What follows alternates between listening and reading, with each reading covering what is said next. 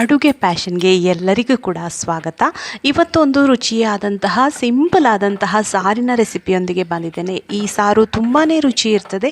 ಹಾಗೆ ತೊಗರಿಬೇಳೆ ಯಾವುದೇ ದಾಲ್ ಹಾಕದೆ ಟೊಮೆಟೊ ಹಾಕದೆ ರುಚಿಯಾದ ಸಾರನ್ನು ನಾವು ಹೇಗೆ ಮಾಡೋದು ಅನ್ನೋದನ್ನು ಈ ವಿಡಿಯೋದಲ್ಲಿ ನಾವು ನೋಡುವ ಬನ್ನಿ. ಮೊದಲಿಗೆ ಇಲ್ಲಿ ಸ್ವಲ್ಪ ಮಸಾಲೆನ ಹುರ್ಕೊಳ್ಬೇಕಾಗುತ್ತೆ. ಒಂದು 2 ಚಮಚದಷ್ಟು ತೆಂಗಿನ ಎಣ್ಣೆಯನ್ನು ಹಾಕ್ಕೊಂಡಿದ್ದೇನೆ. ಹಾಗೆ 1 ಚಮಚ ಕೊತ್ತಂಬರಿ ಕಾಳು, 1 ಚಮಚ ಜೀರಿಗೆ, ಇದನ್ನು ಫ್ರೈ ಮಾಡಬೇಕು.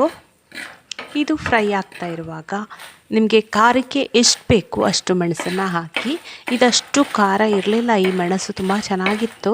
ಹಾಗೆ 4 ಮೆಣಸನ್ನು ಹಾಕ್ಕೊಂಡೆ. ನಿಮ್ಗೆ ಸ್ವಲ್ಪ ಖಾರ ಕಮ್ಮಿ ಬೇಕು ಅಂದರೆ ಒಂದು 3 ಅಥವಾ 2 ಮೆಣಸನ್ನು ಹಾಕ್ಕೊಳ್ಳಿ. ಹಾಗೆ ಇಲ್ಲಿ ಒಂದು 5-6 ಬೆಳ್ಳುಳ್ಳಿನ ಹಾಕ್ಕೊಂಡಿದ್ದೇನೆ. ಅದನ್ನು ಕೂಡ ಫ್ರೈ ಮಾಡಿಕೊಳ್ಬೇಕು. ಜೊತೆಗೆ ಒಂದು ಈರುಳ್ಳಿಯನ್ನು ಕಟ್ ಮಾಡಿ ಹಾಕ್ಕೊಂಡಿದ್ದೇನೆ. ಇದನ್ನು ಚೆನ್ನಾಗಿ ಬೇಯಿಸ್ಕೊಳ್ಬೇಕು ಈರುಳ್ಳಿ. ಅದರ ಜೊತೆಗೆ ಕರಿಬೇವು ಒಂದು 2 ಹೆಸರನ್ನು ಹಾಕಿ ಫ್ರೈ ಮಾಡಿದ್ದೇನೆ. ಇಲ್ಲಿ ಈರುಳ್ಳಿ ಚೆನ್ನಾಗಿ ಬೇಯಬೇಕು, ಅದು ತುಂಬಾ ಮುಖ್ಯ. ಈ ಈರುಳ್ಳಿ ಬೇಯೋದ್ರಿಂದ ಸಾರು ತುಂಬಾ ರುಚಿಯಾಗ್ತದೆ. ಇದನ್ನು ಈರುಳ್ಳಿ ಸಾರು ಅಂತ ಬೇಕಾದರೂ ಕರಿಬೋದು. ನೋಡಿ, ಈಗ ಈರುಳ್ಳಿ ಎಲ್ಲ ಬೆಂದಿದೆ, ಚೆನ್ನಾಗಿ ಫ್ರೈ ಆಯಿತು. ಇದನ್ನು ಹಾಗೇ ಗ್ಯಾಸ್ ಆಫ್ ಮಾಡಿಕೊಂಡೆ. ಇದು ಕಂಪ್ಲೀಟಾಗಿ ಕೂಲ್ ಆಗಲಿ. ನೋಡಿ, ಈರುಳ್ಳಿ ಎಲ್ಲ ಬೆಂದಾಯಿತು, ಈಗ ತಣ್ಣಗೆ ಕೂಡ ಆಯಿತು. ಇದನ್ನು ಈಗ ಮಿಕ್ಸಿ ಜಾರಿಗೆ ಹಾಕ್ಕೊಳ್ತಾ ಇದ್ದೇನೆ. ಮಿಕ್ಸಿ ಜಾರಿಗೆ ಹಾಕೊಳ್ಳುವಾಗ ಜೊತೆಗೆ ಒಂದು 4 ಚಮಚದಷ್ಟು ತೆಂಗಿನಕಾಯಿ ತುರಿಯನ್ನು ಜೊತೆಗೆ ಹಾಕ್ಕೊಂಡೆ. ಗ್ರೈಂಡ್ ಮಾಡುವಾಗ ಗ್ರೈಂಡ್ ಮಾಡಲಿಕ್ಕೆ ಎಷ್ಟು ಬೇಕೋ ಅಷ್ಟು ನೀರು. ಈಗ ಇದನ್ನು ನುಣ್ಣಗೆ ಗ್ರೈಂಡ್ ಮಾಡ್ಕೊಂಡು ಬರುವ. ನೋಡಿ, ಈ ಥರ ಪೇಸ್ಟ್ ರೆಡಿ ಆಯಿತು. ಈಗ ಸಾರು ಮಾಡುವ ಒಂದು ಪಾತ್ರೆಯನ್ನು ತಗೊಳ್ಳಿ. ಅದಕ್ಕೆ ಈ ಮಿಕ್ಸಿಯಲ್ಲಿದ್ದ ಪೇಸ್ಟನ್ನು ಹಾಕ್ಕೊಳ್ಳುವ. ಇದು ಈಗ ದಪ್ಪ ಇದೆ ಅಲ್ವಾ, ಇದಕ್ಕೆ ನಮ್ಮ ಸಾರಿನ ಕನ್ಸಿಸ್ಟೆನ್ಸಿ ಬರಬೇಕು. ಅದಕ್ಕೆ ಎಷ್ಟು ನಿಮಗೆ ಬೇಕು ಅಷ್ಟು ನೀರನ್ನು ಹಾಕ್ಕೊಳ್ಳಿ.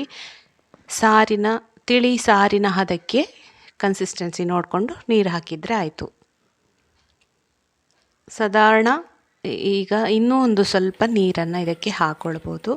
ಈಗ ಸಾರು ಇಟ್ಟ ಮೇಲೆ ಇದಕ್ಕೆ ರುಚಿಗೆ ತಕ್ಕಷ್ಟು ಉಪ್ಪು, ಹಾಗೆ ಒಂದು ಚಿಟಿಕೆಯಷ್ಟು ಒಂದು ಅರ್ಧ ಚಮಚದಷ್ಟು ನಾನು ಅರಸಿನವನ್ನು ಕೂಡ ಹಾಕ್ಕೊಂಡೆ. ಅರಸಿನ ಹಾಕಿದರೆ ಒಂದು ಚೆನ್ನಾದ ಒಂದು ಫ್ಲೇವರ್ ಮತ್ತು ಕಲರ್ ಬರ್ತದೆ, ಅದಕ್ಕೋಸ್ಕರ ಉಪ್ಪನ್ನೆಲ್ಲ ಹಾಕಿ ಕಲಸಿಕೊಂಡು ನೆಕ್ಸ್ಟು ಒಂದು ಚಮಚದಷ್ಟು ಬೆಲ್ಲದ ಹುಡಿಯನ್ನು ಹಾಕ್ಕೊಂಡೆ.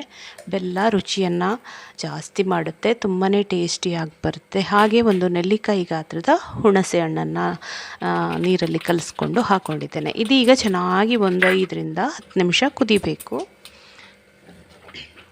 ಈಗ ಕುದೀತಾ ಉಂಟು ನೋಡಿ. ಕೊನೆಯಲ್ಲಿ ಕೊತ್ತಂಬರಿ ಸೊಪ್ಪು ಹಾಕಿ ಕುದಿಸ್ಕೊಳ್ಳೋದು.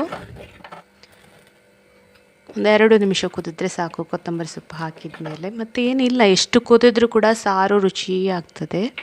ಈಗ ನೋಡಿ, ನಮ್ಮ ಟೇಸ್ಟಿಯಾದ ನೀರುಳ್ಳಿ ಸಾರು ರೆಡಿ ಆಯಿತು. ಇದು ಬೆಳ್ತಿಗೆ ಅನ್ನೋದ್ರ ಜೊತೆ, ಕುಚಲಕ್ಕಿ ಅನ್ನೋದ್ರ ಜೊತೆ ತುಂಬಾ ರುಚಿಯಾಗಿರುತ್ತದೆ. ಹಾಗೆ ಇದಕ್ಕೆ ಒಂದು ಒಗ್ಗರಣೆಯನ್ನು ಹಾಕ್ಕೊಂಡೆ. ಒಗ್ಗರಣೆಗೆ ಸಾಸಿವೆ, ಕರಿಬೇವು, ಹಾಗೆ ಇಂಗು ಬೇಕಾದರೆ ಹಾಕ್ಕೊಳ್ಬೋದು. ಈಗ ನೋಡಿ, ನಮ್ಮ ರುಚಿಯಾದ ಘಮ ಅಂತ ಹೇಳುವ ನೀರುಳ್ಳಿ ಸಾರು ರೆಡಿ ಆಯಿತು. ಇದು ಊಟಕ್ಕೆ ತುಂಬಾ ಚೆನ್ನಾಗಿರ್ತದೆ. ಕುಚಲಕ್ಕಿ ಅನ್ನೋದ ಜೊತೆ ಆಗಿರ್ಬೋದು, ಬೆಳ್ತಿಗೆ ಅನ್ನೋದ ಜೊತೆ ಆಗಿರ್ಬೋದು, ತುಂಬಾ ರುಚಿಯಾಗಿರ್ತದೆ. ಮಾಡಲಿಕ್ಕೆ ಕೂಡ ತುಂಬಾ ಸಿಂಪಲ್. ಫ್ರೆಂಡ್ಸ್, ನಿಮಗೆ ಈ ವಿಡಿಯೋ ಇಷ್ಟ ಆದರೆ ಖಂಡಿತ ಲೈಕ್ ಮಾಡಿ. ಹಾಗೆ ಈ ಚಾನಲನ್ನು ನೀವು ಫಸ್ಟ್ ಟೈಮ್ ನೋಡೋದಂತಾದರೆ ಖಂಡಿತ ಸಬ್ಸ್ಕ್ರೈಬ್ ಆಗೋದನ್ನು ಮರಿಬೇಡಿ.